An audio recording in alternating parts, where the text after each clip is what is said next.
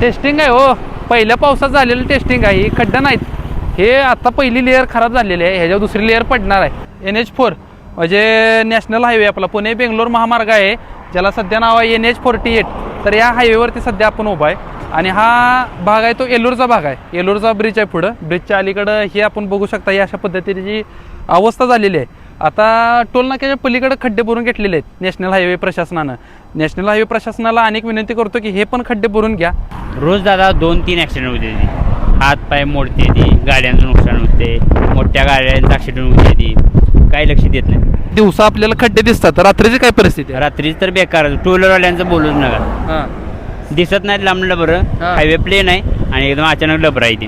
हां, इथून पुढे गेला तर हायवे प्लेन आहे, त्यामुळे गाड्या फास्ट येणारच. आणि इथं आल्यानंतर अचानक हे चंद्रावरचे खड्डे आपल्याला बघायला मिळतात.